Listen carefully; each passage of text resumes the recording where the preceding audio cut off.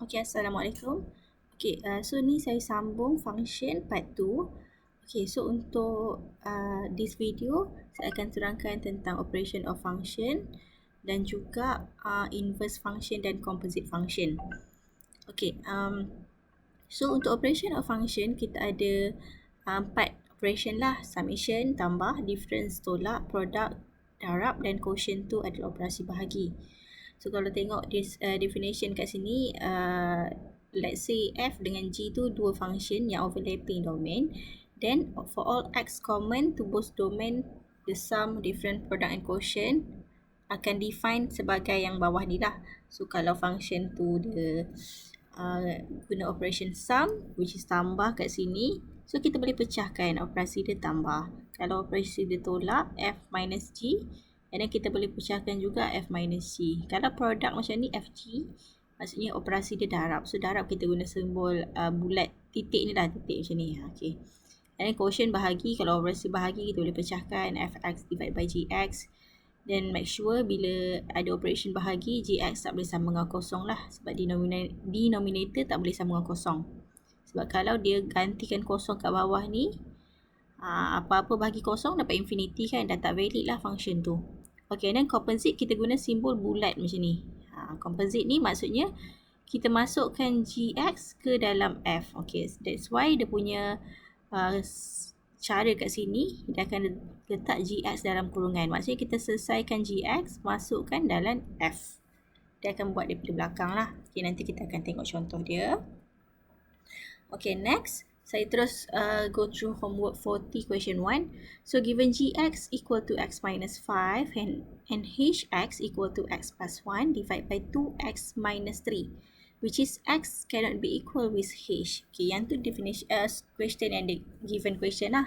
So dia minta value of H. So macam mana nak dapat value of H ni? Kita refer pada ni lah. Sebab ni kan X tak boleh sama dengan H. Apa benda X tak boleh sama H? Benda ni kita dapat daripada denominator. So denominator yang ni.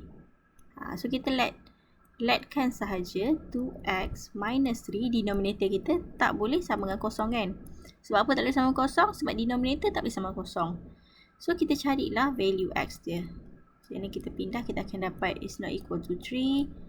So X is not equal to 3 over 2. So kalau kita compare dengan yang dalam soalan ni, which is X is not equal to H, so kita boleh conclude lah which is H equal to 3 over 2. Macam tu lah. So kalau ada tanda not equal ni, maksudnya kita refer pada denominator, pembawah untuk operasi bahagi tu.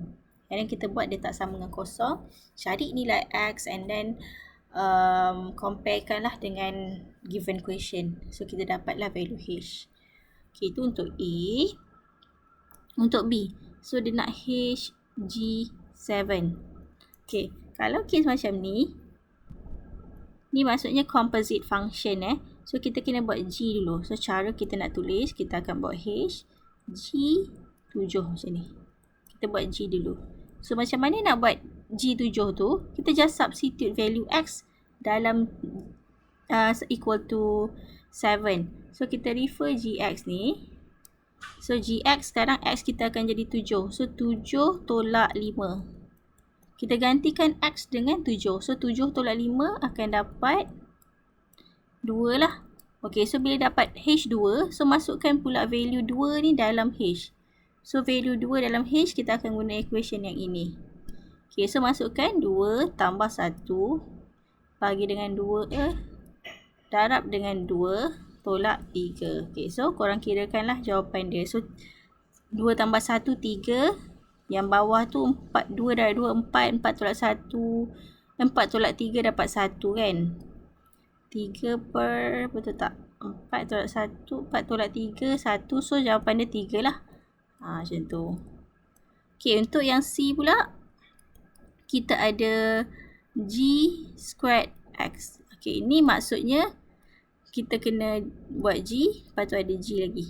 2 kali G, sebab tu dia jadi kuasa 2. Okay, so yang ni konsep dia, the composite function. So kita masukkan value Gx kat belakang. So Gx kita adalah X tolak 5. Macam ni. Salin je balik. Okay, sekarang ni X tolak 5 yang ini akan jadi X yang baru. So, kita refer pada equation yang ini. So, kita salin X tolak 5. Ini X yang baru dia, X tolak 5. So, kita refer yang ni, X dah jadi X tolak 5. Tolak balik 5. Dia akan confuse sikit tapi korang kena hati-hati. Apa yang dalam bracket ni akan jadi value X yang baru untuk GX. Okay, dan kita simplify lah. X minus 5 minus 5. So, we can dapat X minus 10. Macam tu lah jawapan dia.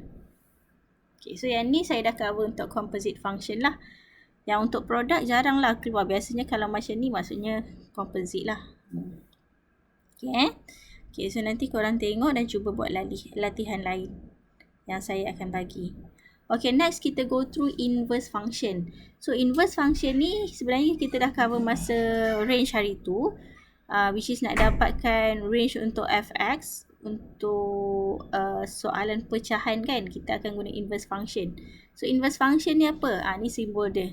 Ada minus 1 ke atas. Okay, so inverse function ni function biasa. Dia kata kalau kita inversekan function tu, ni function biasa f, kita buat inverse dia. Kalau kita compositekan dia, kita akan dapat x balik. Dapat identity. Dia sebenarnya kalau kita ada function lah yang kalau saya lukis, ni nilai x, ni nilai fx. Okay, so kalau function ni 1, ni 3 kan contoh. Ni function biasa macam ni lah, dia arah ke sini. So, kalau 1 pergi ke sana, ni function biasa. Kalau inverse function, dia terbalik. Fx ni, dia pergi pula kepada x. Dia terbalikkan dia. So, kalau dia reverse balik lah. So, kalau kita reversekan benda tu, kita dapat benda yang asal lah. So, kita akan dapat identity which is x. Tak kira lah inverse function kat depan ke, inverse function kat belakang. Sama juga. Okay, so step dia, ni sebenarnya saya dah tunjuk hari tu. First, kita kena letkan fx equal to y. And then, kita solvekan x dalam sebutan y. Kita cari nilai x dalam sebutan y. And then, kita tukarkan. Kita susun. Interchange tu macam kita susun lah. And then, jawapan yang kita dapat untuk y tu, kita tukarkan jadi semua huruf x. And then, kita replacekan lah. Y tu sama dengan fx inverse.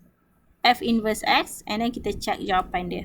Okay, kita go through terus soalan homework 41 question A2. So, find the inverse function has hx equal to 2 minus 3 over 2 minus x. Okay, so case macam ni, first sama je macam saya cakap tadi, kita let y. So, we let y equal to 2 minus 3 over 2x. Okay, after that, kita nak cari x dalam sebutan y. So, yang ni semua kita darab silang. So, bila kita darab silang, kita akan dapat 2 minus x. So, saya buat bracket lah supaya tak careless. Yang 2 ni pun darab dengan 2 minus x minus 3. Macam ni. Okay, so yang daripada sini kita boleh expand. So, kita akan dapat 2y minus x y equal to 4 minus 2x minus 3. And then kita susun. Bila nak susun, kita kena make sure yang x sahaja sebelah kiri. Yang ni letak sebelah kiri. So, negative xy plus 2x equal to negative 2y. Kita susun 2 minus 4 minus 3 kita akan dapat plus 1. Okay, and then sebelum korang proceed, check dulu takut salah kira kan. Okay, so kalau dah macam okay, bila x semua sebelah kiri korang boleh factorkan lah. X letak luar. So, yang dalam akan dapat negative y plus 2. Okay, yang belah sini negative 2y plus 1. So, kita nak x, tu yang dia kata x in term of y. So, yang y semua kita letak sebelah kanan. Okay, so bila dia dapat macam ni, okay, yang x ni kita akan tukar dia jadi f inverse x. Okay, yang y, huruf y ni kita akan ganti dengan huruf x. Negative 2x tambah 1 over negative x plus 2. Okay, so inilah inverse function kita. Macam tu je lah. Okay, yang kedua, kita tengok homework 41, question B1. Okay, so ini yang macam saya tunjuk tadi lah, ada is not equal tu, maksudnya kita kena compare dengan yang bawah lah. Okay, so dia kata K ni constant and then the given Gx equal to 1 minus 2x. So untuk yang A, find the value of K if F inverse negative F inverse 2 equal to 5. Okay, so macam mana nak buat ni? Okay, ini kita kena cari inverse dia dulu. Kita carikan inverse dia, lepas tu masukkan nilai 2. Okay, so nak cari inverse dia, kita kena let y lah. Y sama dengan kx plus 1 x plus k. Okay, so konsep dia sama je. Kita cari susun semua x sebelah sini. So dapat xy tambah yk equal to kx plus 1. So kita susun yang x letak sebelah sini. So xy minus kx equal to 1 minus yk. So kita faktorkan x, y minus k equal to 1 minus yk. Okay, so kita nak x. Kita susun lagi. Okay, so dapat sampai sini. Okay, sekarang ni dah ada x kat depan. Yang y semua kat belakang. So kita cantikkanlah function tu. Kita akan tulis dia sebagai f inverse x sama juga dengan 1 minus y tu akan jadi x. K. Y akan jadi x minus k. Okay, so ni inverse kita. So, bila dia kata f inverse 2 sama dengan 5. Okay, so kita gantikan lah. F inverse 2 maksudnya yang x ni akan jadi 2. Dia akan jadi 1 tolak 2k. 2 tolak k. Sama dengan 5. So, daripada sini, kita darabkan silang. So, dapat 10 tolak 5k. Okay, so kita nak cari k, kita combinekan k dengan k lah. So, negatif 2k tambah 10k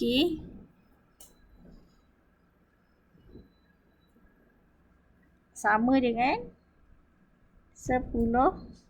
Yang ni bawa pindah sana. Akan jadi tolak 1.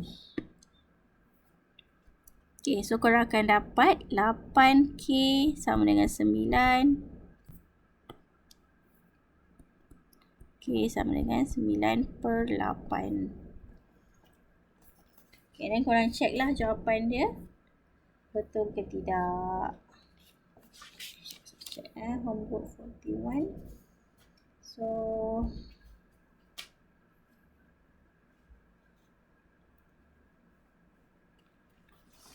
salah lah. Kena ikut balik semula ni.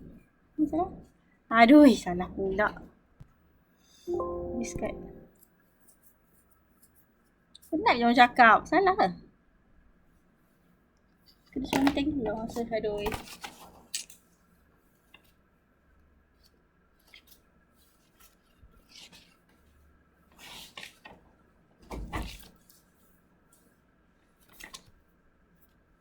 Dengar awak mandi awak. Homework 41.